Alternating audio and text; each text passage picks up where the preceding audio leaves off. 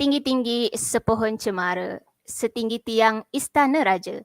Salam pembuka awal bicara, selamat datang kepada semua. Assalamualaikum dan salam sejahtera. Yang berusaha Puan Nurhidah binti Munawir, Ketua Unit Biologi Kolej Matrikulasi Pahang.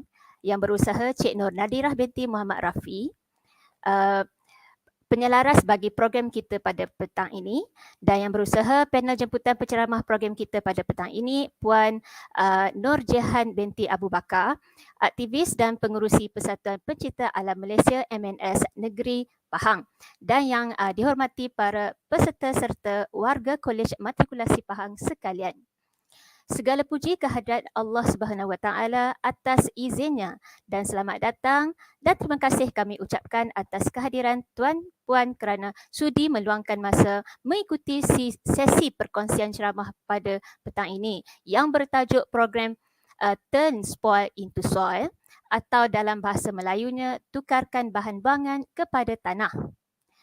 Tuan-puan, anda akan bersama saya pada petang ini. Saya adalah Cik Wahidah binti Zakaria, moderator anda sepanjang program kita pada petang ini.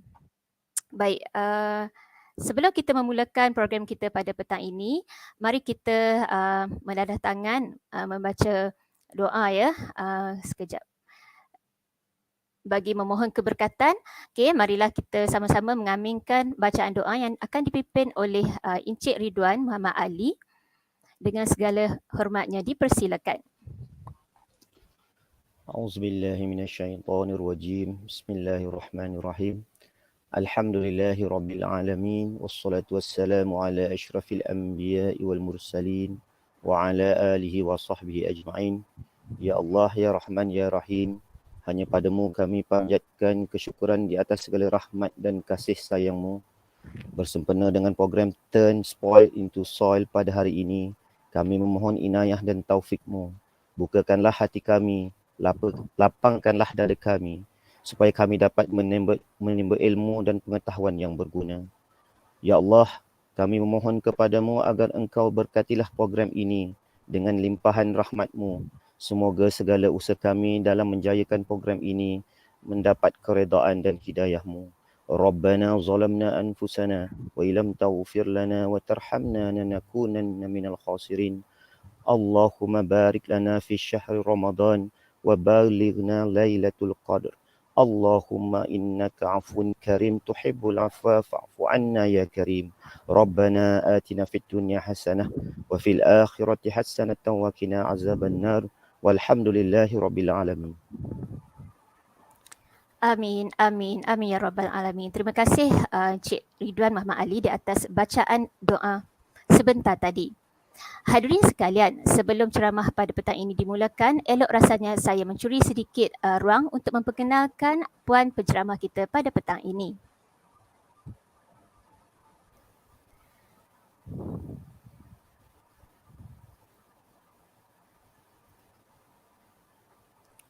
Nama diberi Puan Nur Jehan binti Abu Bakar, seorang pengamal undang-undang merangkap aktivis alam sekitar. Beliau merupakan lulusan ijazah sarjana muda dan sarjana dalam bidang undang-undang di UKM. Beliau dilantik sebagai pengerusi di Persatuan Pencipta Alam Malaysia ataupun MNS Negeri Pahang sejak 2012 dan beliau kini juga pengasas kepada produk semula jadi Listari. Ingin dinyatakan di sini, sesi penceramah kita yang akan berlangsung pada petang ini, kalau boleh Puan Jehan, bolehkah saya nak buat kita punya sesi ceramah ni sebagai two-way interaction. Makanya kalau para peserta ada soalan, mereka boleh type di ruangan chat, lepas tu saya terus baca di situ. Boleh Puan? Boleh. Can you hear me? Can you people hear me? Boleh kan? Boleh dengar ya? Boleh dengar? Okey, sebab saya tak biasa dengan StreamYard ni, jadi kita tak nampak peserta kita ya? Ya betul. Okey. Mereka hanya menonton di YouTube lah. Okey. Okey. Baik, tanpa membuang masa, saya serahkan sesi ini kepada Puan Nur Jehan. Persilakan. Assalamualaikum warahmatullahi taala wabarakatuh. terima kasih kepada Puan Cik Wahida, terima kasih kepada Cik Rizwan dan juga kepada Cik Nadirah yang telah menjemput saya. Ni boleh dengar ke tak? Boleh. Boleh. Okey, saya minta maaf, saya tak boleh cakap kuat sangat sebab pagi tadi baru 3 jam bercakap dekat Regent International School. Kita ajar buat enzim daripada kitchen waste juga. Jadi petang dah energy dah dah low level sikit ya. Tapi kita bersama-sama untuk menunaikan apa yang kita dah janji akan lakukan pada hari ini ya. Jadi sebagai pengerusi kepada Persatuan Pencinta Alam Negeri Pahang ni, salah satu advokasi yang kami lakukan adalah untuk mengurangkan beban kepada landfill kita, iaitu tapak pelupusan sampah. Sebelum tu saya juga minta izin kalau saya bercakap switch antara bahasa Malaysia dengan bahasa Inggeris ya. Saya mohon izin sebab kadang-kadang saya berfikir kot bahasa Inggeris saya susah nak cari bahasa ya. Tapi tak apa. it's a very simple and layman kind of English that everybody can understand insya-Allah ya. Okey. So salah satu advokasi yang kita lakukan di MNS Pahang adalah untuk mengurangkan beban kepada tapak pelupusan sampah kita. Kenapa kita bercakap tentang beban kepada tapak pelupusan sampah? Sebab dekat tapak pelupusan sampah itulah berlakunya aktiviti-aktiviti seperti penghasilan gas metan. Kemudian berlaku leachate yang telah yang dihasilkan di sana. Dan benda-benda ni semua these are not good things for the environment ya. Macam methane gas tu adalah gas yang menyebabkan what do you call that?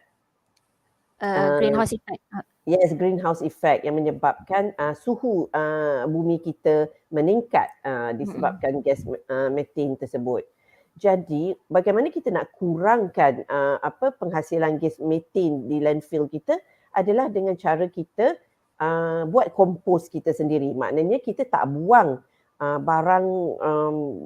barang sisa buangan di dapur kita, tetapi kita jadikan dia pula baja, natural fertilizer ya. Jadi kebaikan dia punya pro tu ada 2 atau 3 ya untuk kenapa kita buat kompos. The first one is to reduce the burden on the landfill. Okay, when we compose ourselves, meaning that we don't send our kitchen waste to the landfill. We deal with it ourselves. We do not expect other people to deal with it.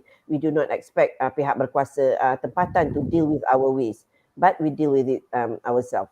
And then we will produce fertilizer, natural organic fertilizer from our compost heap.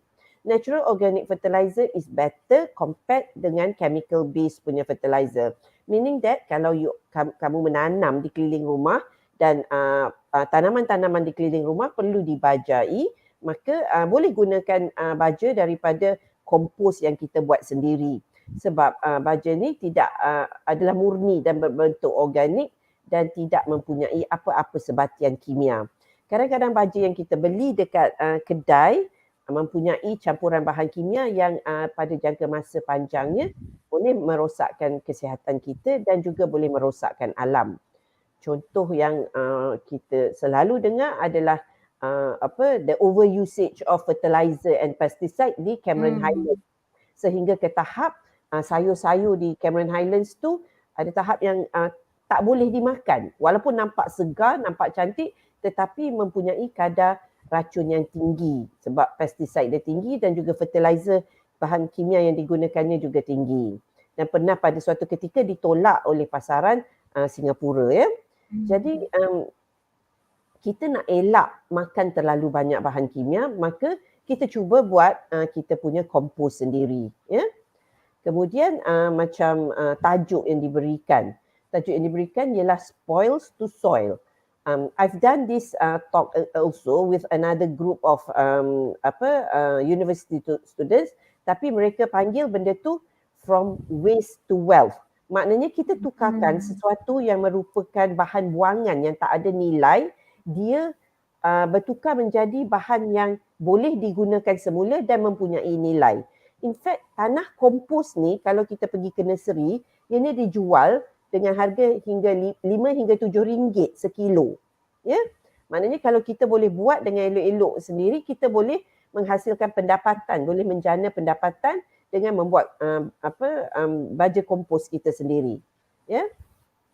So ini adalah slide pertama lah ya.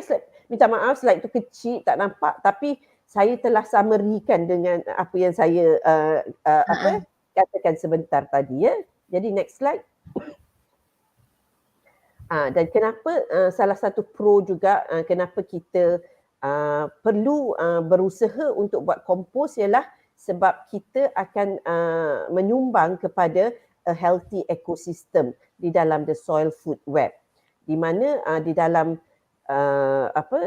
kandungan kompos yang kita buat tu akan terdapat organic material macam bakteria, fungi yang kemudian menjadi makanan kepada sprinkles, menjadi makanan kepada cacing, centipedes dan spiders. Kemudian spiders dan centipede itu kemudian menjadi makanan pula kepada ground beetles semua tu, dan ground beetles menjadi makanan pula kepada birds, kepada burung ya. Jadi apabila kita start composting, we are not just composting tau. Dalam kompos kita tu ada bakteria-bakteria baik, ada fungi, kemudian ada what do you call that? Ada cacing, dan kemudian apabila kita masukkan ke dalam tanah menjadi makanan kepada centipede, menjadi makanan kepada beetles dan seterusnya menjadi makanan kepada burung-burung. Jadi indirectly we are creating a healthy ecosystem from our kitchen waste. From what used to be a kitchen waste that does not have a value, it now become an important ekosistem punya komponen di mana ianya feed some other microorganism in the soil and later on becomes food to other animals and other species like birds, yeah, the end productnya. Okay, next. Okay, so the ABCs of composting ya, ini yang paling basic kita perlu tahu apabila kita nak and then ada sedikit gangguan. Ada gangguan. Mungkin Puan boleh turn stop cam tapi keluar suara saja sebab saya rasa gangguan. I stop the camera ya. Okay. Yes, betul. Okay, sorry I switch off the camera ya. Okay, so the ABCs of composting is we must know the browns and the greens and what we can put in our compost and what we cannot put in our compost. So browns and greens ni dia bukan bermaksud warna dia tahu. Bila kita labelkan dia browns and greens ni, dia adalah sebab brown ni adalah bahan-bahan yang akan menghasilkan karbon dan greens ni adalah bahan-bahan yang akan menghasilkan nitrogen. Ya. Jadi apakah contoh-contoh bahan yang brown? Bahan-bahan brown ni biasanya bahan-bahan kering like dried leaves, hay and straw. Kita Malaysia tak adalah hay and straw. Biasanya rumput yang kita dah potong tu kan kita masukkan dia jadi part of our compost, dia dikategorikan sebagai brown. Sawdust ni habuk kayu, shredded newspaper, kalau kita koyak-koyakkan surat khabar, kemudian wool dan juga brown paper bags ni, semua ini adalah brown. So dia kategori brown ni bila kita masukkan ke dalam kita punya compost heap, dia menghasilkan karbon. Tetapi karbon saja tak cukup untuk kita menghasilkan satu soil yang compost soil yang bermutu tinggi, yang mempunyai nutrisi yang tinggi. Maka kita kena share, kita kena what you call that, tambah dengan the greens. The greens ni usually food scrap kita daripada dapur. So food scrap kita daripada dapur ni macam kulit bawang kita, kulit limau, kulit mempelam kita, lepas tu sayur kita yang buruk, yang benyek yang kita dah tak boleh makan, coffee grounds kita, tea bags dan tea leaves kita kalau kita minum teh. Jadi serbuk teh tu adalah sebahagian daripada greens. Lepas tu grass clippings apabila dia belum kering lagi, dia adalah greens, dan manure. Manure ni ialah tinja haiwan yang tinja haiwan herbivore ya, tinja haiwan seperti arnab dan kambing ataupun ayam. Jangan ambil tinja haiwan yang makan what do you call that, yang makan yang Daging. carnivore. Jangan ambil tinja kucing, tak boleh ya. Sebab dia tak boleh dimasukkan ke dalam kita punya kompos. So greens ni usually dia mempunyai kadar moisture yang tinggi. Kalau you tengok ya, dia adalah food scraps from our kitchen. Dia adalah tea bags from our kitchen, tea leaves from our kitchen, grass from our kitchen, manure ataupun tinja haiwan ya. So these greens punya kategori ni, they usually have some moisture in them. So we don't want our compost to be too wet, too soggy, too moist. That is why we mix it with the browns. So the browns will absorb the moisture from the green.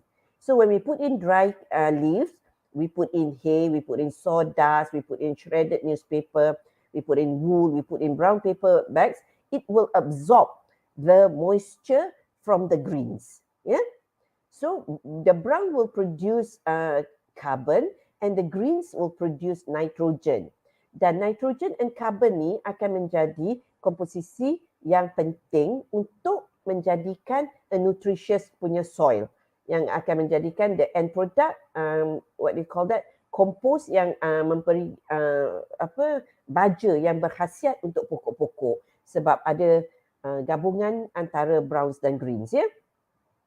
Kemudian we go to the no. What must we not put in our compost heap? Kita tak boleh masukkan dalam compost heap kita apa-apa bentuk daging, apa-apa bentuk dairy ni, what do you call that, hasil tenusu. We cannot put cheese inside, we cannot put milk inside our compost. Kita tak boleh letak fish, kita tak boleh taruh tulang. Katakan hari ni kita buat sup tulang sekawah, lepas tu tulang banyak, kita pun campak dalam compost heap. Tak boleh ya, sebab it does not work that way. Kemudian kita tak boleh juga masukkan makanan yang dah masak, especially yang bergoreng, yang ada oils dan fat ya. Kemudian kita tak boleh masukkan pokok-pokok yang telah diserang penyakit ya. Tak boleh masuk chemical. Tengok botol Clorox ni tinggal sikit je Cloroxnya. Kita pun pergi curah kat dalam kita punya compost heap. That one cannot ya. Dan juga glossy paper. Glossy paper ni dia tak biodegrade properly. Dan glossy paper ni dia kadang-kadang ada campur dengan a little bit of plastic, especially packaging paper ni. Kadang-kadang you beli produk, you beli what do you call that, compact powder.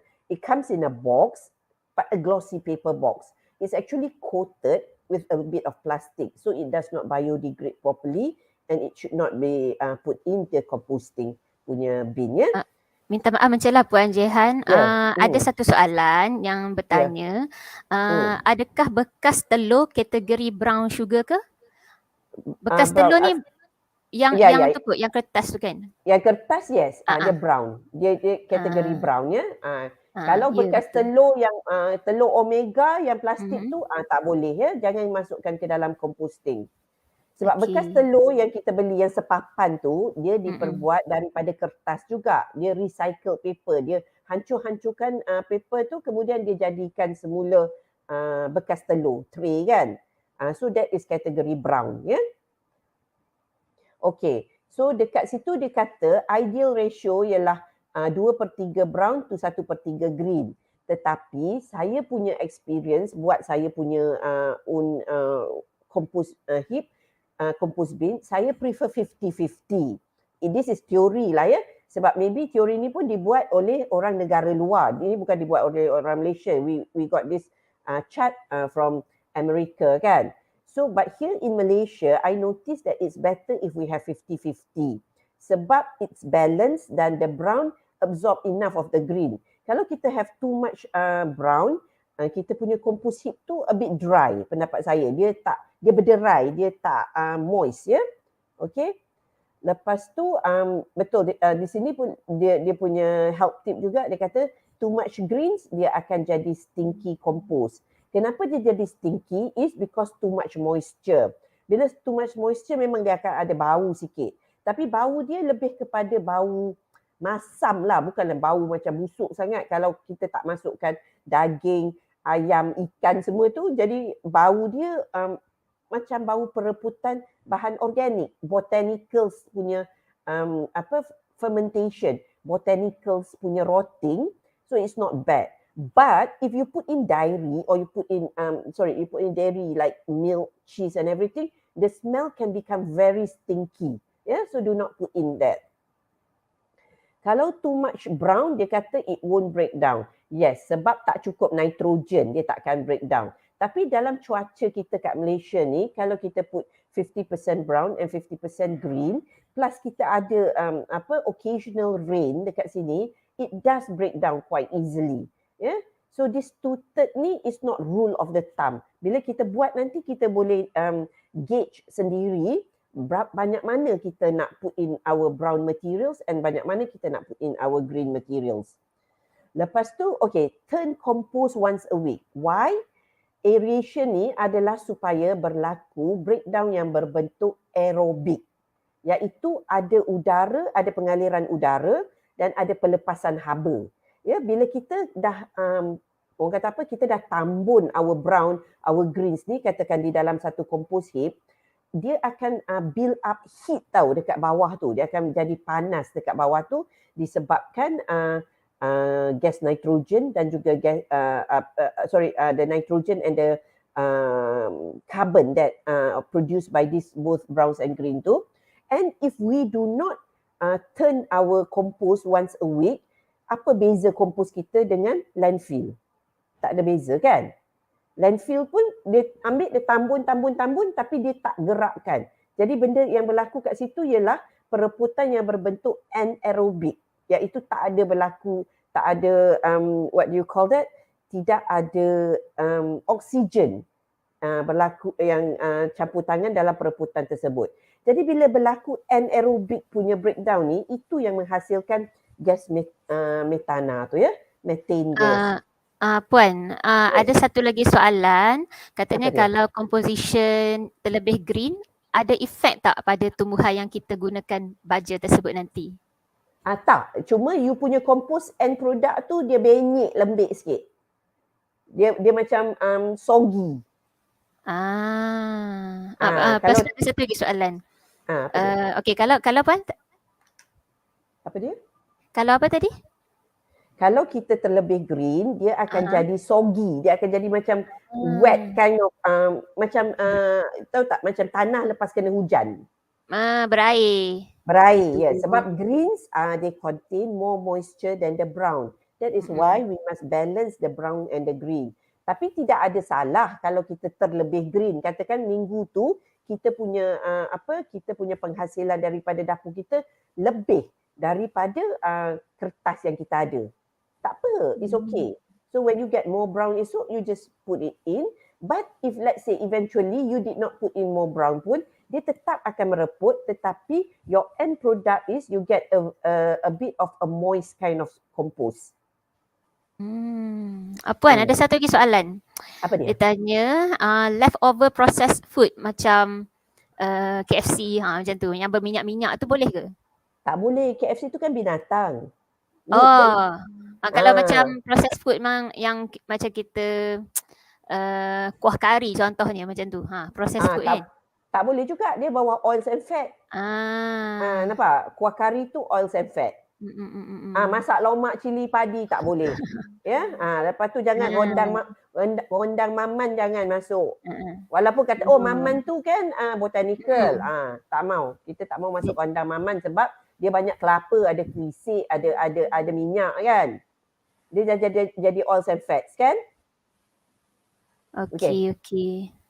Lepas tu the last one dia kata add water so content stay moist. Okay, dia add water ni, dia sebab dia orang kat sini dia pakai 2/3 brown to 1/3 green tau.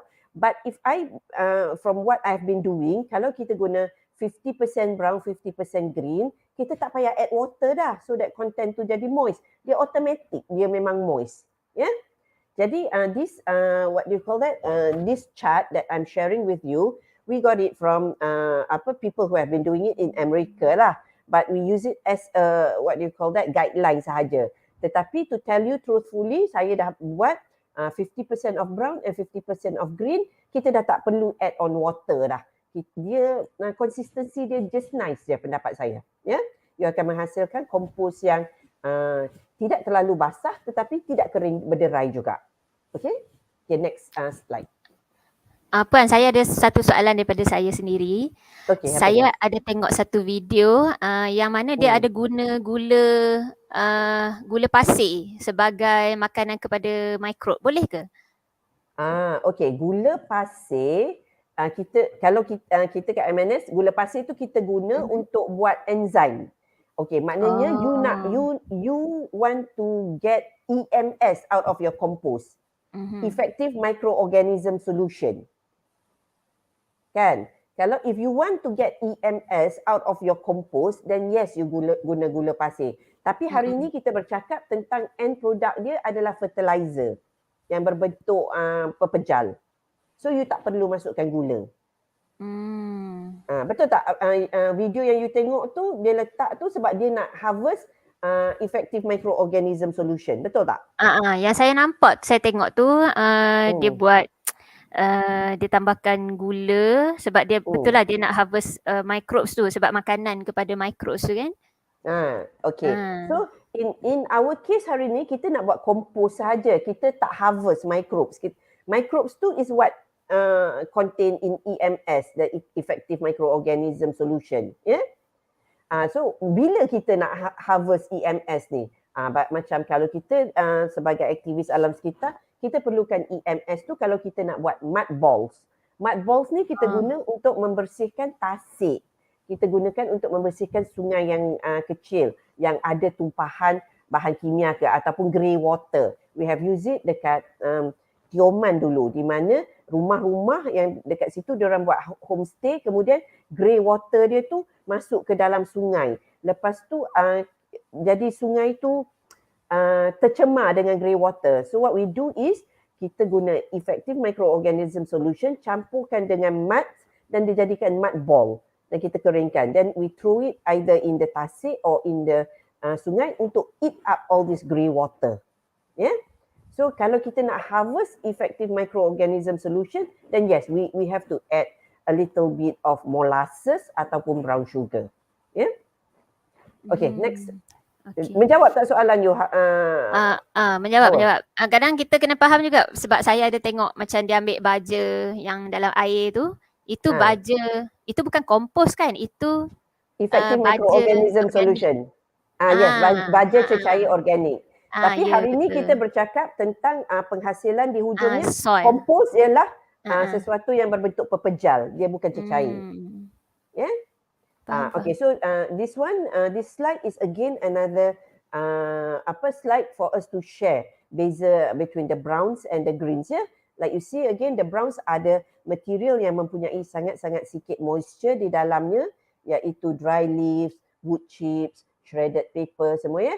Dan the greens are the material that has got moisture in it, which is barang-barang daripada dapur kita yang ataupun kita potong hedges, kita potong kita punya hedges kat depan tu while it's still green, so it's considered ada moisture, so it's green ya. So all this brown and green kita mesti understand function dia dan kita mesti seimbangkan penggunaan the browns and the greens di dalam kita punya compost heap supaya kita dapat menghasilkan end produknya adalah kompos yang mempunyai nutrisi untuk pokok-pokok yang kita tanam. Ya, okay, next.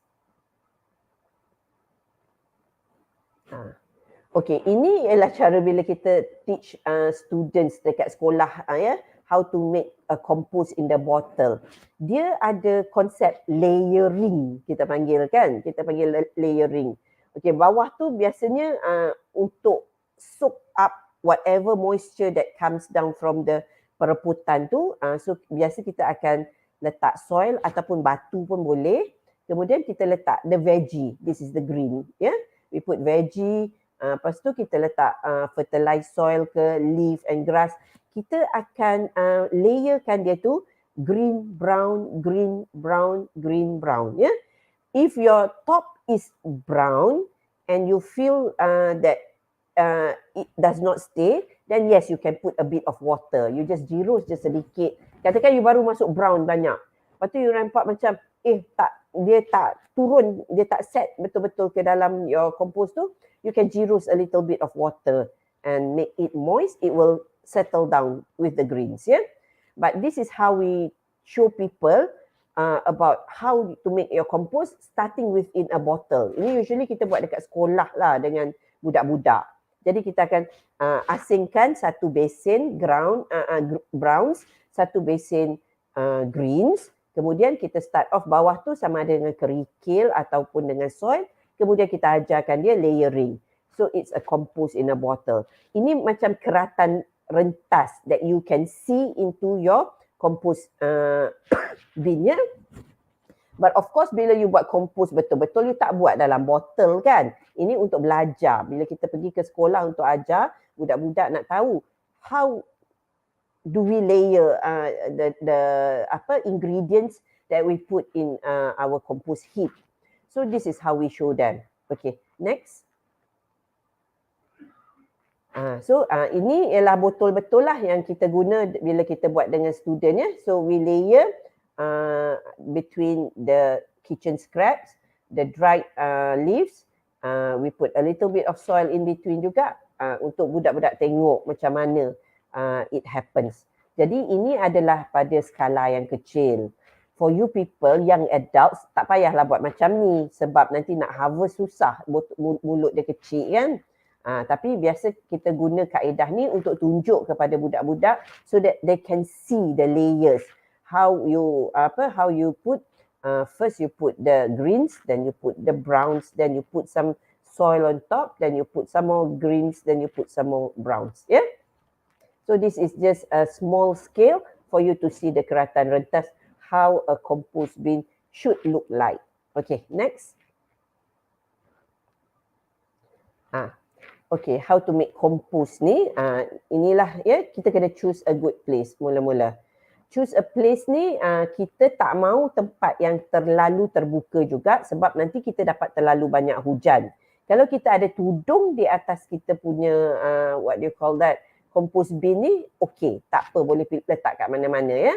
Macam rumah saya guna tangki air fiberglass saya yang lama. When we moved into this house about 13 years ago, ada satu tangki air yang dah bocor. It's made out of fiberglass. Besar, dia sangat besar tangki air itu. So sebab tangki air itu dah bocor, we brought it down dan kita letak tangki air baru. So tangki air yang lama ni, yang kita bawa turun daripada atas rumah tu, kita tanamkan dia kat dalam tanah. Jadi dia hanya ada dalam satu kaki lebih. Dia punya atas tu satu kaki daripada atas tanah. The rest of it is inside bawah tanah. And then saya punya yang kat rumah ni dia ada tudung sebab dia tangki air kan. Lepas tu over the years tudung tu dah pecah, dah reput. Saya pakai banner daripada previous projects untuk tutup my compost heap sekarang. So choosing a place ni pun penting sebab kita tak nak kompos kat tempat yang terlalu terbuka kalau kita punya compost heap tu tak ada tudung. Sebab nanti hujan, compost heap kita tu berladung air sangat. Kalau ada tudung, bagus. Dan tak apa, boleh choose another any place. Tapi kalau tak ada tudung tu, choose a shady place bawah teduhan pokok yang maknanya no direct rainfall into it. Yeah? Kemudian bila dah choose tempat tu, maknanya you akan either if your bin it can be moved from one place to another, then tak apa. Maknanya hari hujan you bawa masuk. Mine I dah tanam dalam tanah jadi tak boleh dia kekal kat situ ya. Ada orang dia buat kompos bin dia yang mobile. Jadi boleh gerak. Bila hujan dia bawa masuk. Bila tak hujan dia letak kat luar. So choose a right place. Kemudian add your ingredients. Add ingredients tu macam saya cerita tadilah, macam our previous what do you call that slides tu. You layerkan dia between your browns and your greens. Yeah. So layer it. Kalau here in Malaysia, I believe 50-50 is just nice. Maknanya kalau you guna 50% of browns and 50% of greens, you can produce a good quality kind of compost at the end of the day. Dia kata add water as needed. Okay, kadang-kadang yes, macam sekarang ni kemarau, it has not rained for quite a long time. Betul, kadang-kadang ada bau sikit, jadi sebab dia macam kering basah, so ada bau. So we put a little bit of water. Tapi jangan sampai bertakung tau air. Jangan sampai macam air tu you nampak orang kata apa macam air banjir tu. Nampak tak? Dia terendam macam tu. Tak nak berendam. Orang sini kata tak mau beladung, macam makan nasi dalam pinggan, lepas tu you bubuh 3 senduk. Kuah singgang katakan. Beladung nasi you tu. Tak mau macam tu. You just moisten it. You do not orang kata apa, you do not soak it, ya. Okay. Puan, ada soalan. Ya, ada soalan. Dia tanya, kalau dia nak tambah serbuk bokashi boleh ke? Okay. Serbuk bokashi ni biasanya you do indoor. Bokashi ni pun sebab you nak what do you call that? You nak ambil dia punya end product tu ialah dalam bentuk air kan, bokashi tu. Satu lagi bokashi ni dia different daripada composting. Satu dia boleh buat indoor, satu lagi dia biasanya perlukan alat dia punya mesin tu. Dan kemudian the beauty about bokashi ni, you boleh taruh meat, you boleh taruh cheese, you boleh taruh milk. So it's not composting. Bokashi ni dia dah macam different dah, ya. So hari ni I bercerita dengan you all memang composting yang natural composting. Yang tak ada terlibat dengan meat, unsur-unsur meat lah ya. Ya, maknanya ini semua botanical, ya, botanical. Maknanya must be plant based only.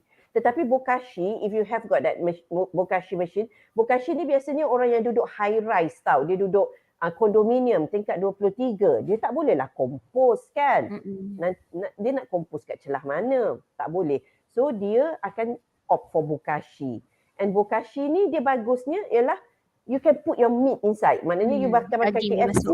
Yes, processed food. You punya rondang, you punya rondang maman tu you boleh masuk situ. You punya kari mamak, you punya roti canai, semua you boleh masuk situ. Ya, bokashi ni. Sebab dia ada serbuk bokashi, lepas tu dia ada mesin dia yang regulate the heat untuk make sure it breaks down properly. Sedangkan kompos yang kita buat sendiri ni, kita punya way of regulating the heat is just by keeping things moving, by aerating it, bagi udara mengalir celah-celah dia tu, menggunakan oksigen untuk menjadikan dia an aerobic kind of breakdown, ya. Yeah? So you kena from time to time tu you guna pencakar, you angkat yang bawah letak ke atas, yang atas you tolak ke bawah, ya. Yeah? Dan kemudian wait a while, then you will get your compost already.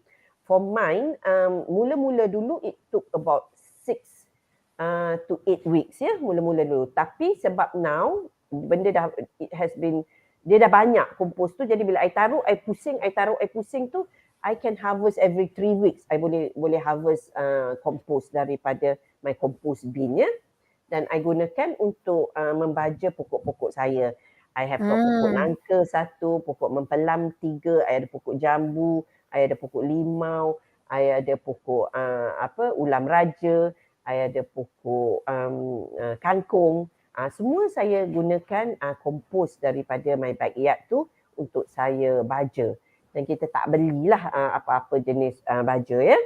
Okay. Puan, ada soalan lagi. Ada soalan. Dia tanya, kalau guna bekas yang ada lubang, kita tapis air dia macam mana? Kalau macam contoh orang tu dia duduk tingkat 2, tingkat 3, tapi dia nak buat decomposition of ni lah kan, semua ni. So macam mana dia? Macam tu lah, macam I tunjuk slide kita yang dulu tu, yang tapi pakai yang mulut besar lah. Ni tadi ni. Yes, yang ini botol ni mulut dia kecil sikit. Jadi nanti you nak bawa keluar kompos susah. Kita orang buat ni untuk tunjuk je. Yes, like this. Tapi you guna yang besar. Biasanya kita akan suruh buat dalam baldi. In fact, instead of compose in a bottle ni, you buat dalam baldi. Lepas tu kalau you nak harvest air dia kat bawah tu, you tebuklah baldi tu kat bawah. Lepas tu baldi tu pula you letak pula dalam tong lain. Jadi air akan keluar daripada bawah baldi you tu, you akan dapat air tu, then you juga akan dapat kompos. Kalau ada bela binatang boleh makan yang yang apa ulat-ulat tu kan? Betul tak? Ulat-ulat mana? Kalau ada macam kan? Kalau kita ada bela ayam, then bolehlah kita letak. Satu lagi, kalau kita nak benda tu decompose cepat, kita pergi je kat kedai pet shop, kita beli umpan pancing, iaitu cacing. Kita beli cacing, kita letak je. Okey, kalau benda tu biasanya 6 hingga 8 minggu, bila you letak cacing, dia boleh jadi 5 minggu dah boleh dapat dah. Mempercepatkanlah decomposition tu. Yes, sebab cacing tu dia membantu aeration juga. Dia membantu untuk masuk lagi oksigen kat dalam, jadi perebutan berlaku lagi cepat. Campur cacing tu pun makan, dan kemudian tahi cacing tu pun akan jadi sebahagian daripada the compost bin. Okay, next. Okay. So ini sebenarnya the easy steps lah to compose like I cerita dah tadi. Choose the type of compost bin for your lifestyle. Kalau rumah you ada landed, ada tanah sikit, you boleh buat outdoor punya. Kalau rumah you tak ada, buatlah dalam baldi, letak dalam tong ke macam mana, ataupun you nak go for bokashi style pun boleh. Tapi kena sesuai dengan your lifestyle. Jangan sebab Puan Jihan cerita macam ni, kita duduk tingkat 4, apartment, kita nak buat juga macam rumah Puan Jihan. Tak boleh. So you must choose the type of compost that is suitable for your lifestyle. Tiba-tiba dekat tingkat 4 you ada satu tangki air yang you nak buat into compost bin. Takut marah neighbours semua, the smell semua rumah saya belah sini tak ada orang, belah compost tu tak ada orang. Jadi tak apa, I boleh buat kat situ. Satu lagi, must know your greens, your browns, and what can be composted and what cannot be composted. Salah satu daripada risiko kompos kat luar macam saya, yang saya punya outdoor kompos ni, ialah if I put in meat, if I put in cheese, if I put in tu, dia akan mengundang tikus. Dia akan mengundang tikus. That is why we cannot put in food yang dah masak dekat my outdoor compost bin. Sebab kalau kita put in all those meat and things like that, dia akan attract tikus, dia akan attract lipas, dia akan attract haiwan-haiwan lain. So again, yang penting choose the location of your composter. Not too open kalau tak ada cover. And also kalau bagusnya kalau starters ni buat yang mobile, yang boleh letak kat luar kalau tak hujan, yang boleh bawa masuk kalau hujan. Kan? Okay, lepas tu alternate your food scraps layer, alternatekanlah antara the greens and your browns tu. Don't overfill your compost bin. Maknanya you buat kompos tapi you tak harvest. You buat, you tambun. Hari ni you tambun brown, esok you tambun green. Lusa you tambun brown, lusa you tambun green. You buat sampai 8-10 minggu. You tambun tapi you tak ambil. You tak harvest. Katakan you tak ada tanam, you tak ada perlu untuk guna pun, ambil bubuh dalam guni dulu. Bila nak guna esok, baru kita guna. Sebab kalau you overfill your compost bin, bawah tu tetap akan jadi anaerobic. Lepas tu tetap menghasilkan methane gas. Tetap jadi greenhouse effect. So if you overfill... Maksudnya Puan, maksudnya dia kena alih-alihkan lah. Dia kena kacau selalu. Kena kacau selalu dan jangan overfill lah. Sebab bila overfill, macam mana you nak kacau? Sebab yang atas akan tumpah. Betul. So make sure dia ada sedikit space supaya bila you kacau tu, ada ruang untuk yang bawah nak naik. Bila overfill ni, bawah tu nanti jadi anaerobic, tak dapat oksigen. Lepas tu that is why it produces methane gas. Lepas tu take care of your compost bin. Tahu dia tu compost bin, tapi kat belah luar dia tu bersihkanlah, cuci. Jangan ada reja-reja makanan. Kita buang what do you call that? You throw your food scraps, separuh kat dalam compost bin, separuh lagi kat tepi, kat birai dia tu. Itu tak elok juga ya. So bila kita nak buat composting ni, we must be a responsible composter. Maknanya tempat kompos kita tu tidak menjelekkan lah ya. It must be a proper composting punya area. Okay, next.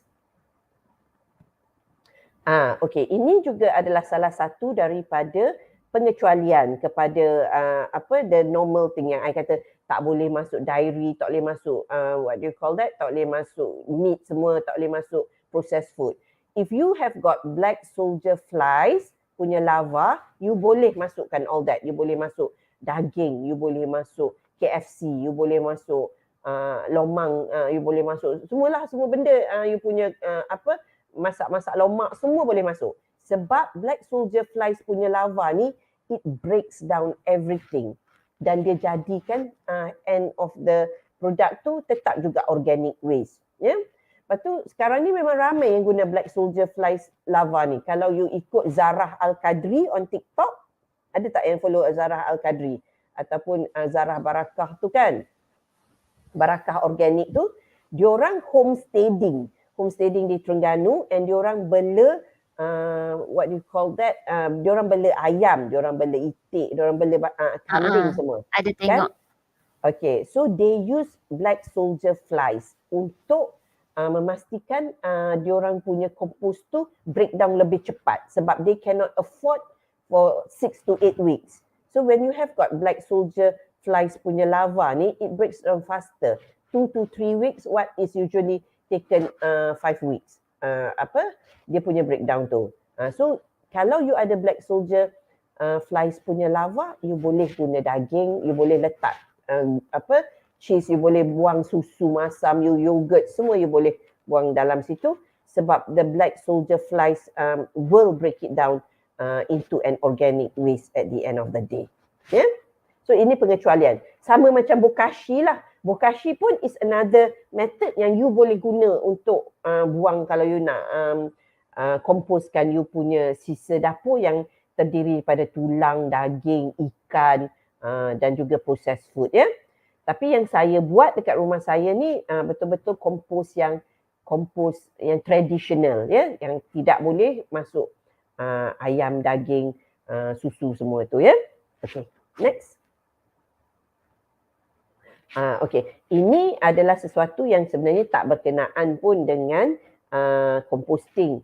Cuma I nak introduce kepada you all yang mendengar pada hari ini tentang the R's. Kita kat Malaysia ni, kita start on the 3 R's, reduce, reuse, recycle. Sedangkan dekat negara-negara yang maju, diorang dah guna 8 R ya.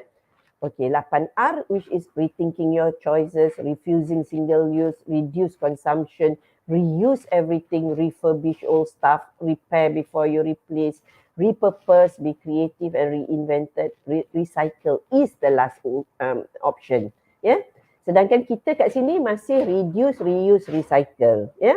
Jadi saya nak minta you all sit and reflect. Kalau boleh jadi generasi yang mahu embrace the 8 R's and not 3 R's anymore. Especially repair. Sebab saya tengok you all ni semua generasi Shopee. Suka beli barang murah lepas tu tak repair. Bila barang tu rosak, you all buang je. I tak kata you all je tahu, I got a daughter. She's 20 years old. Beli lain. Yes, dia belajar dekat Unimas.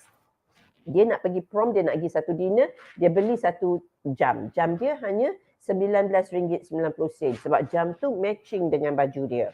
Dia pakai selama 6 bulan, lepas tu jam tu rosak. Lepas tu saya kata, pergilah repair. Dia bawa pergi kedai repair, lepas tu kedai repair tu kata nak repair kena RM25. Dia buang je jam tu sebab dia kata, I bought for $19.90, I don't want to repair it for $25. Yeah? So this is generasi Shopee. Yang jenis, okay kita nak pergi camping. Lepas tu semua beli benda kat Shopee. Belilah sleeping bag, belilah what do you call that, fly sheet, beli torchlight, beli. Pergi that camping trip. Come back, simpan, put aside. Sebab tak ada camping dah tahun tu. Tahun depan nak pergi camping, baru cari balik semula. Oh, fly sheet dah koyak, buang sebab tak nak repair. Lepas tu tengok sleeping bag pun dah kena kerik. Oh tak nak, buang. Beli yang baru. Torchlight sebab beli murah hari tu, buang juga. So kita tak ada budaya repair dalam kita punya community, I would say.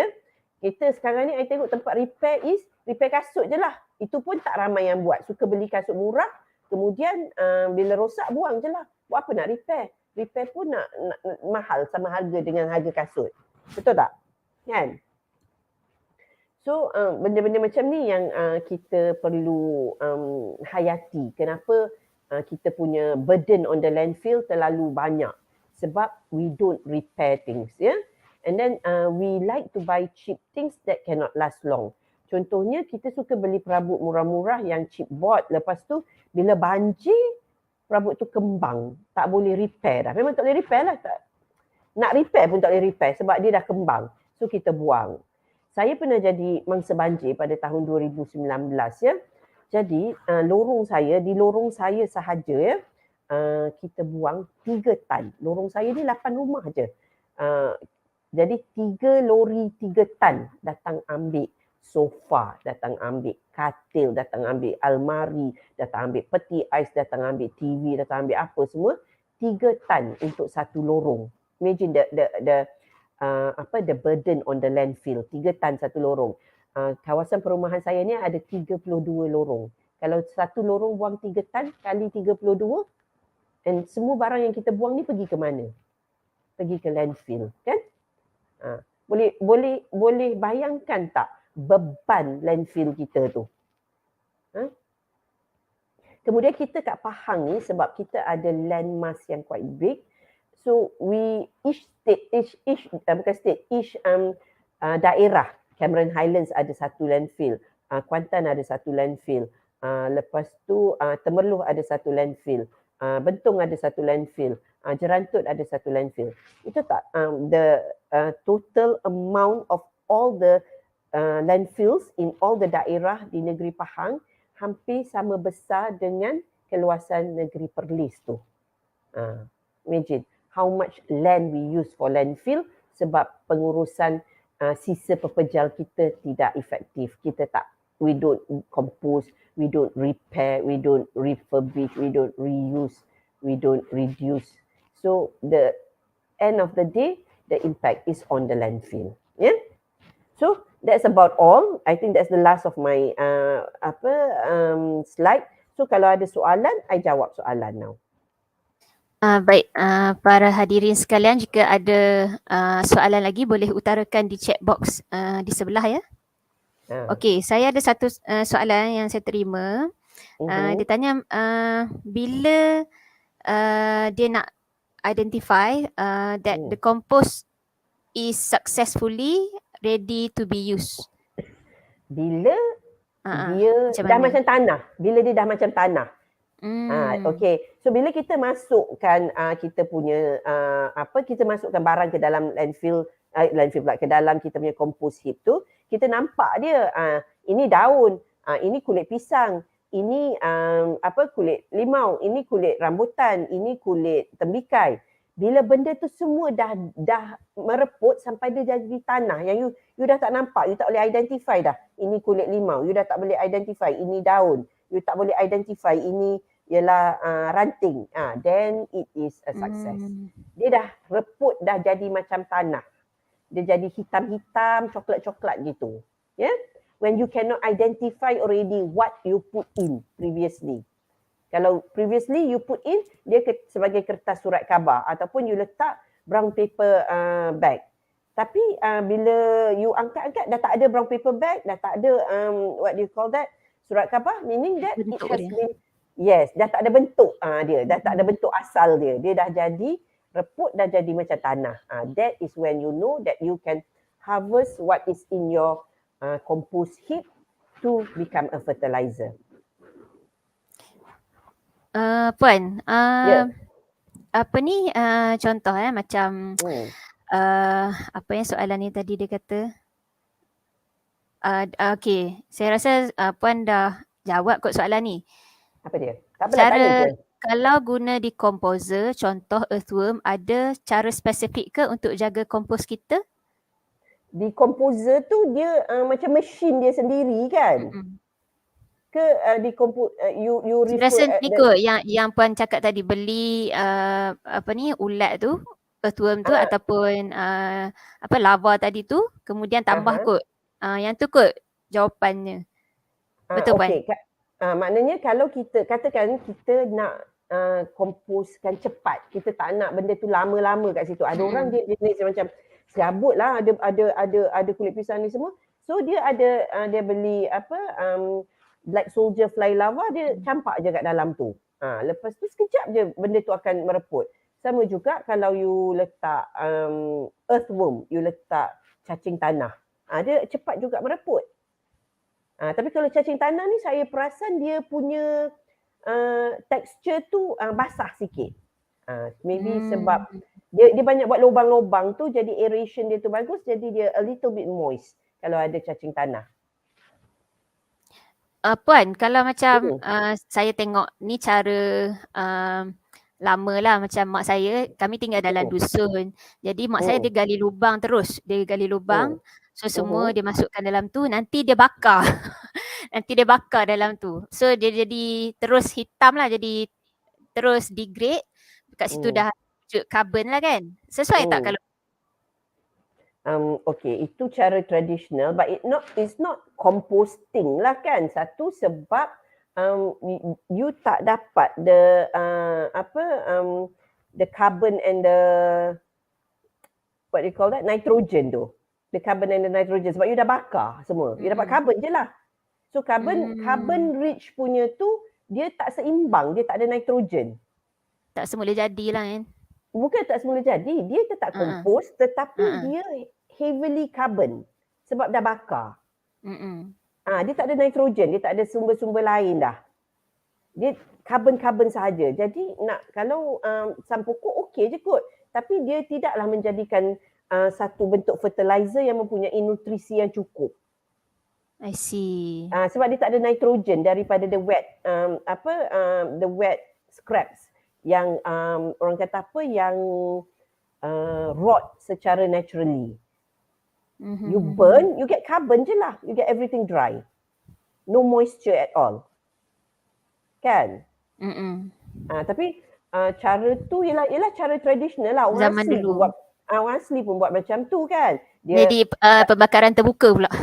Ya, pembakaran terbuka satu. Satu lagi you hanya dapat carbon je dalam you punya tu. Sebab tu orang asli ni dia kena buat pertanian nomad. Dia kena pindah-pindah sebab tak cukup nutrisi dalam tu, because they don't do composting lah kot maybe. Tapi another way of doing composting sambil menanam juga is you all can Google banana ring. How to do banana ring. Banana ring ni ialah cara composting secara terbuka yang tak ada penutup banana ring ni. Tapi tak semestinya you tanam banana, cuma dia ada 3 level of planting tau. The tall tree you plant first, then you tanam a medium height punya tree and a creeper. So kita pernah buat dekat kebun kota ya, dekat Roots by Kebun Kota sekarang ni, kita ada satu teaching farm dekat kebun kota tu. Kita buat banana ring tau. Kita gali lubang macam you kata mak you buat dulu, gali lubang. Tapi lubang tu tak dalam sangat tau. Lubang tu dalam 7-8 inci je. Kita gali lubang, kemudian keliling lubang tu kita tanam banana. Katakanlah lubang tu sebesar 2 meter, kita tanam keliling lubang tu, kita tanam banana. Kemudian lepas kita tanam banana tu as it grows, kita tanam pula selasih in between the banana. Kita buang dulu pokok pisang tu ke macam mana? Biarkan. Kan pokok pisang tu lepas kita tanam, dia dah naik macam level lutut, kita tanam pula selasih. In between the pokok. In between. Kan sebab banana trees you tak tanam rapat-rapat. You tanam ada gap kan. So lepas tu kita tanam pula selasih. Lepas tu bila kita nampak selasih dah hidup, naik, kita tanam pula sweet potato leaves. Jadi sweet potato leaves ni dalam masa 6 minggu lepas you tanam, you dah boleh harvest makan daun dia. Lepas tu Lepas you harvest makan daun sweet potato, you dah boleh makan the selasih. After that, you dah boleh makan selasih, you dah boleh makan bananas pula. Because dia macam konsep dia ialah banana ring. But you need to Google the banana ring thing because it's not the basic composting punya idea. Jadi to feed this banana ring, lubang tu kita buanglah kompos kat dalam dia. Kita buang sisa makanan kita ke dalam lubang tu. The banana Ni ring tu. ada satu peserta komen macam dekat UPM buat, dia kata. Saya tak tahu UPM ada buat ke tak. Tapi we tried banana ring dekat kebun kota.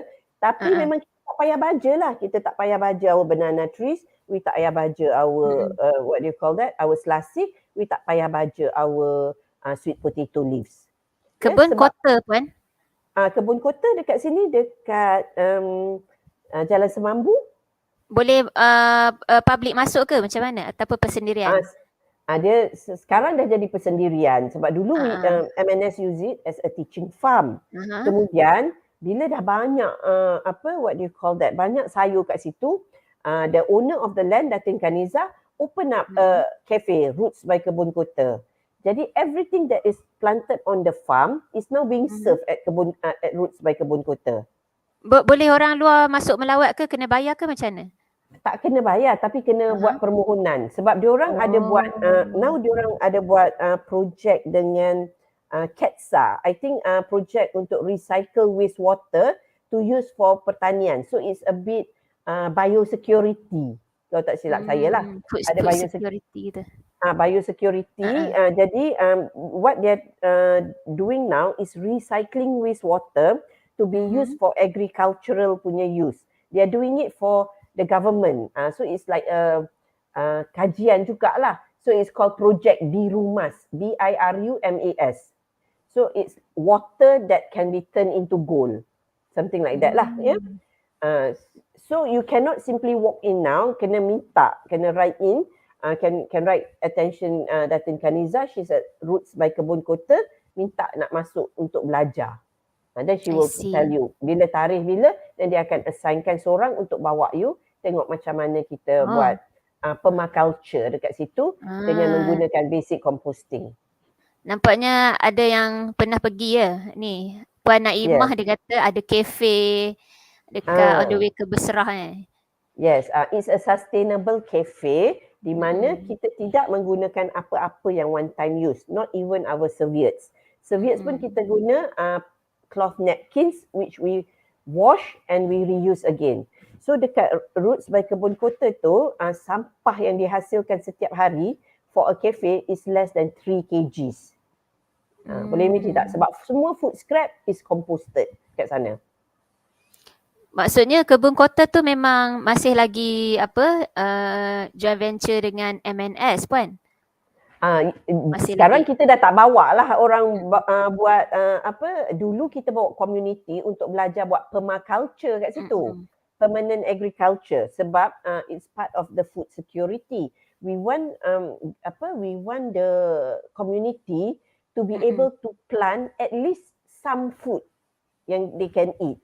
Kita tak nak every time diorang nak makan sesuatu, diorang kena start engine kereta and keluar beli. Benda-benda macam pandan, serai, kunyit tu boleh tanam sendiri je. Kat rumah je. Boleh tanam kat rumah je. Tapi because of kita punya budaya of not everything fast, we rather start kereta. Tapi sampai satu tahap nanti, kalau kita ada duit pun tapi orang tak nak jual makanan pada kita, bahaya juga kan? So betul. that's the issue of food security that we have been trying to advocate to the community, bahawa tak selamanya kita boleh beli makanan. Sampai satu tahap, walaupun kita ada duit, ada orang tak nak jual makanan kat kita, kita nak buat macam mana? Kita nak kunyah ke duit kita? Tak boleh. So food security is very important. Especially kalau kita over reliant on food yang kita import. Sampai satu tahap, kita nak beli beras orang, kita ada duit nak beli beras, orang kata saya tak nak jual dah beras kat kita. Apa kita nak makan? Dia mesti nak fikir negara dia juga. So food security is that. Faham tak? What will I eat if people will not supply me food? It's not a matter of when I don't have money. Orang selalu kata macam, oh tanam ni kalau tak ada duit boleh makan. It's not about tak ada duit.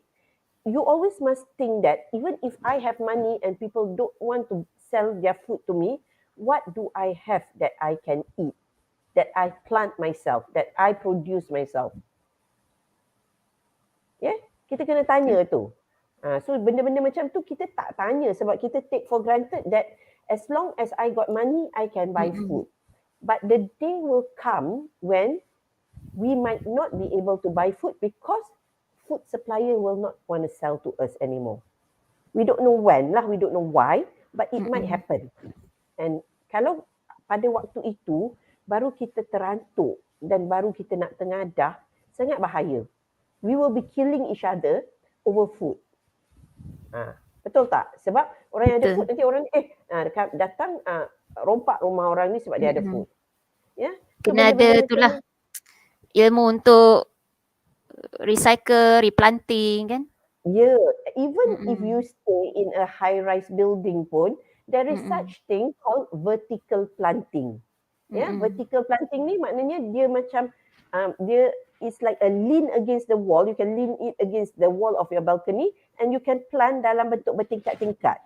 It's called vertical planting. So benda-benda macam ulam raja, benda macam kunyit, benda macam pandan, benda macam cili, benda macam terung, you can tanam vertical planting tu. So things like this yang perlu kita beri kesedaran kepada masyarakat. Ya? Okay, ada apa-apa soalan lagi tak? Ada apa-apa soalan lagi ke? Saya ada terlepas satu soalan ni. Mungkin dia tanya sebelum ni, dia tanya bila kita nak tambah dalam composition tu, kita nak tambah tanah, ada tanah jenis tertentu tak? Ke pasir, ke batu boleh campur? Boleh je sebenarnya. Dia tak ada pantang sangat sebab tanah, batu, pasir tu semua Tuhan yang buat. Dia bila you masuk kat situ tu, dia akan pandai assimilate itself with it. Ya. Cuma janganlah pula pasir ni your cat litter tu. Tak mau ada tai kucing, tak apa, I pergi masuk dalam kompos. Tak boleh, tak boleh ya, cannot. Especially binatang yang makan daging, tinja dia kita tak boleh guna. Kita hanya boleh guna tinja binatang yang herbivore. Ya, binatang macam tinja arnab, tinja kambing dan juga tinja ayam. Okey? Okey. Dah tak ada dah soalan. Okey, saya rasa tak ada dah. Okey, baik. Puan boleh simpulkan sikit Puan? Untuk okey.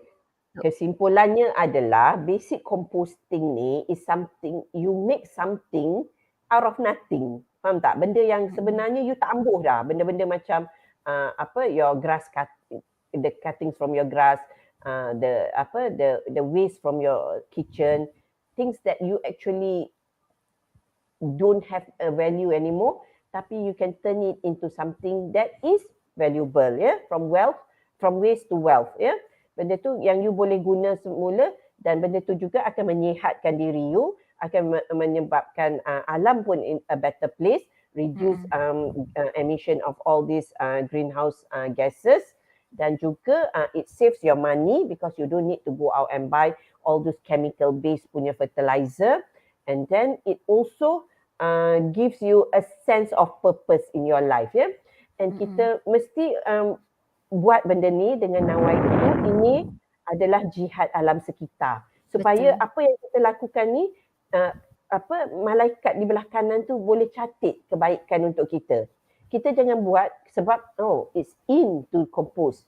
So I want to be the in people, so I go and do composting. But always nawaitukan that what you do is for the goodness of the earth, that what you want to leave to the future generation is a better earth than what you have inherited. Yeah? Jadi I percaya it might look like a small thing, tetapi the more people doing it, the impact will be greater on the earth. Yeah?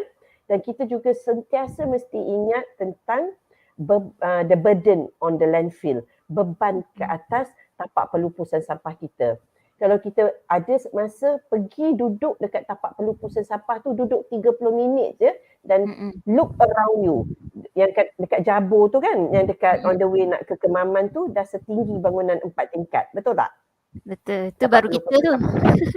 Itu baru Kuantan ya.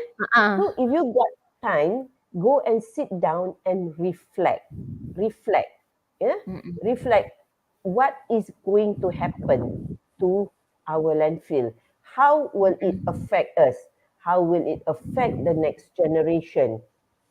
How will it affect the world, the earth? Yeah. So if we sit down and reflect, we will feel more responsible to do our part to reduce the impact on the earth and also the burden on the landfill. Yeah. Dan saya harap perkongsian saya dapat orang kata apa? Dapat dimanfaatkan oleh semua yang mendengar. Saya tak tahu berapa orang yang join sebab Ada. StreamYard ni kita tak nampak peserta kan.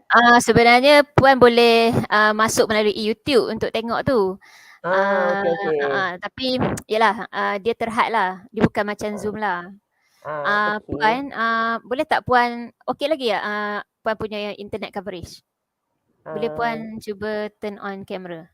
Boleh? Sekejap ya. Okey, sekejap. Okay. Alright. Saya rasa ada satu lagi soalan Puan tiba-tiba je. Boleh kita jawab tak Puan? Tiba-tiba je dia tanya. Sila. Boleh Puan? Dia tanya macam mana nak guna macam mana nak guna kompos tu? Adakah tabur sekeliling je dekat pokok tu? Dia keliling bawah tu ataupun nak kena macam tu je. Tabur je. Sebab dia dah jadi soil kan? Very simple. Ya, dia dah jadi soil. Satu lagi saya selalu guna ialah bila saya reporting. Katakan saya punya aloe vera dah gemuk, dah penuh dalam satu pot. Lepas tu saya keluarkan dia, saya cerai-ceraikan dia. Jadi saya tengok boleh dapat 5 pot. Jadi saya pergi dekat kompos bin saya cedok je benda tu, saya masukkan dalam 5 pot. Kemudian saya tanam aloe vera saya dalam tu. Terus dia macam tanah je. Jimat, tak payah beli tanah baru lah. Tak payah beli tanah baru. Ya, jadi saya pergi cedok je dekat dalam my compost heap tu dan saya letak dalam 5 pot yang berasingan. Kemudian saya pecahkan aloe vera saya yang besar, yang gemuk gedabak tu. Jadi saya jadikan dia 5 yang berasingan dan kemudian saya tanamlah dalam pot-pot yang berasingan tersebut. Okey, dah tak ada dah. Alhamdulillah ya. Terima kasih diucapkan kepada Puan Nur Jihad Abu Bakar atas perkongsian ilmu yang banyak sangat petang ni dalam program kita pada petang ini. Amat menarik sekali dan baru saya tahu beza bokashi, pembuatan bokashi dengan natural decomposition. Selama ni saya pun sendiri tak tahu benda tu. Bokashi ni orang have lah, orang ada duit, orang nak buat indoor, dia tak boleh, I tak boleh kena panas, I tak boleh kena hujan, then you go do bokashi lah ya. Semua dia nak masuk dalam bekas tu. Yes, dia macam everything I nak throw, I tak nak fikir greens, I tak nak fikir browns, I tak nak fikir lalat, I tak nak fikir apa. So bokashi ni orang have, tapi tak apa, it's their way of contributing back to the earth. Kita tetap juga bersyukur ada orang guna bokashi ya. Betul. Kita yang tak have ni tak apa, kita kena berjemur sikit, kita kena orang kata apa, angkat daripada dapur kita ke belakang. Tak apa, tapi setiap langkah tu pun saya percaya ada dituliskan kebaikan untuk kita. Kalau kita nawaitukan dia sebagai jihad alam sekitar ya. Betul. Okey, dan besar sangat ya manfaat kalau kita faham betul-betul apa yang disampaikan oleh Puan Jihan hari ini. Dan saya rasa keputusan ataupun hasil je kita tak akan nampak dalam satu hari. Benda ni kita kena ubah cara hidup kita supaya konsisten, baru kita nampak hasil dia. Puan Jihan sejak 2012 memang Puan Jihan 2012 tu dah start, saya rasa dah 10 tahun dah memang. Saya composting since 2010. Oh, lagi lama. Saya composting since 2010. Baik, so kita harapkan ya kalau ada lagi sumber di ladang, maksudnya kita boleh berganding bahu lagi dengan pihak MNS ya dan juga Kelab Go Nature KMPH jika kita ada rancangan lagi pada masa hadapan ya bagi membentuk cara hidup yang lebih mampan ya di in the future. Okey. Satu lagi kalau bukan Mhm. bukan bulan puasa, I can come and we can do face to face kan. Tapi bulan puasa Ha-ha. ni a little bit difficult. Satu sebab you all Ha-ha. kat Gambang jauh tu, Ha-ha. I nak come Ha-ha. back again kan. So Ha-ha. I told Nadira, I say sorry, I tak boleh nak buat face to face kalau bulan Ha-ha. puasa petang. Okey, tak apa Puan. Saya rasa kita buat yang terbaik saja Puan, dan perkongsian secara online ni pun mungkin dengan cara ni lebih banyak, lebih tersebar lagi dalam social media. Pelajar-pelajar kami yang diorang tengah ada kelas sekarang pun, lepas ni diorang boleh tengok Okay, ahli-ahli alhamdulillah. Go Nature. Alhamdulillah. So maksudnya ada hikmahnya lah, jangan risau. Okey. Kan? Okay, so sebelum saya mengundur diri, kita mengundur diri, kami mewakili unit biologi, ya, saya mewakili unit biologi KMPH, Kolej Matrikulasi Pahang, dan juga Kelab Go Nature ingin mengucapkan banyak jutaan terima kasih kepada Puan Nur Jehan Abu Bakar di atas perkongsian ilmu yang penuh bermanfaat kepada kita pada petang Ramadan yang mulia ni. Baik, terima kasih juga kepada puan-puan, tuan-puan atas kesudian bersama-sama menjayakan ceramah kita pada petang ini. Saya akhiri dengan lafaz yang mulia, wabillahi taufiq wal hidayah. Wassalamualaikum warahmatullahi wabarakatuh. Majlis bersurai. Terima kasih. Alhamdulillah.